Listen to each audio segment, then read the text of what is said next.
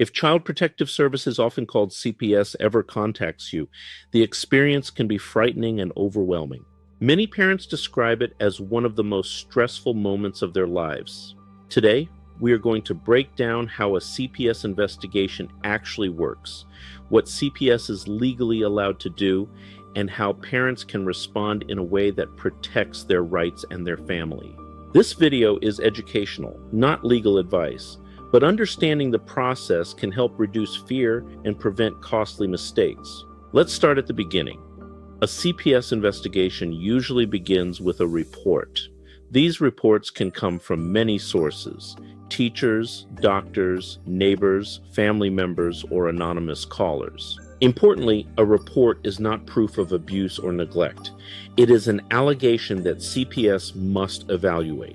Before opening an investigation, CPS is supposed to determine whether the report, if true, would meet the legal definition of abuse or neglect under state law. If it does not meet that definition, the report should be screened out. However, many reports are screened in, even when evidence is weak or incomplete. Once a case is open, CPS typically assigns a caseworker to investigate. This investigation may include interviews, home visits, and record reviews. At this stage, many parents assume they have no choice but to cooperate fully. This is one of the biggest misunderstandings in CPS cases. Parents do have rights during an investigation. Unless CPS has a court order, a warrant, or an emergency situation involving immediate danger, parents generally have the right to decline entry into their home, decline interviews without an attorney present, ask for the legal basis of CPS requests. Exercising your rights is not the same as refusing to cooperate. It is simply ensuring that the investigation follows the law. During interviews, CPS may speak with parents, children, and other individuals connected to the family. Statements made during these interviews often become part of the official record. That means casual or emotional statements can later be used in court. This is why parents should be thoughtful, calm, and precise in their communication. Another key part of the investigation is the risk assessment. CPS uses internal tools to decide whether they believe a child is safe, at risk, or in immediate danger. These tools are not perfect. They rely heavily on subjective judgment, which is why documentation and clarity matter. If CPS believes there is an immediate safety concern, they may attempt to implement a safety plan.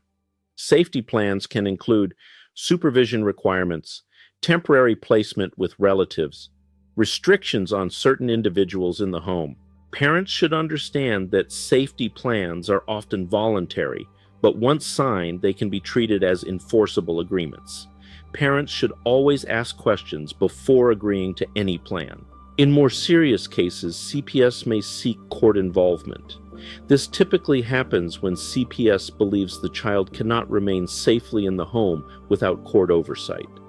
At this point, CPS files a petition in juvenile or family court. Court involvement changes the process significantly.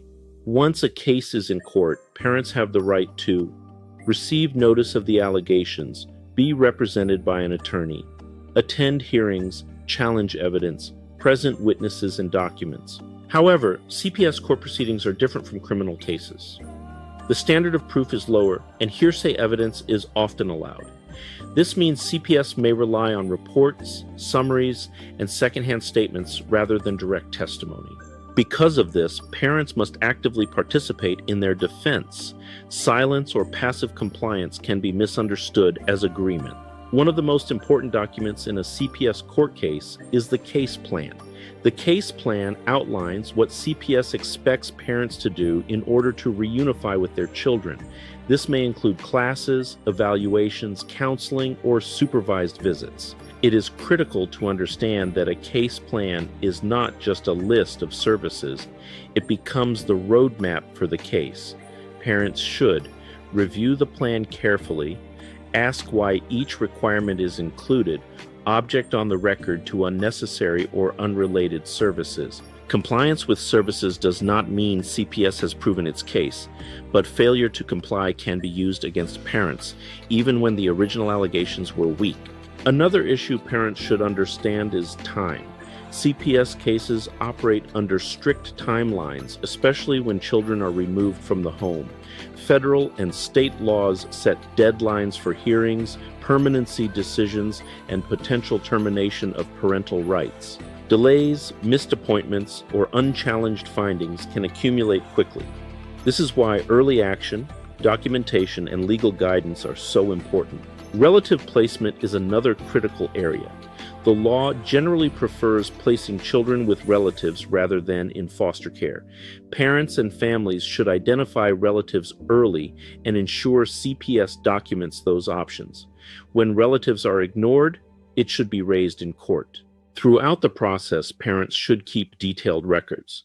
This includes copies of all paperwork, notes from conversations, dates of visits and services, names and titles of CPS workers. Documentation can make the difference between clarity and confusion later in court. It is also important to remember that CPS cases are civil, not criminal. The goal is officially family safety, not punishment. However, the consequences can be severe if parents do not understand the system. The most important takeaway from this video is this: CPS does not have unlimited authority. Parents have rights, courts have oversight, and due process still applies. Being informed does not mean being confrontational. It means being prepared. If CPS contacts you, take a breath, slow the process down, ask questions, and seek qualified legal advice as early as possible. Knowledge is one of the strongest tools a family can have in a CPS case. Thank you for watching. If this video was helpful, consider sharing it with someone who may need this information. Education empowers families, and informed parents are better positioned to protect their children.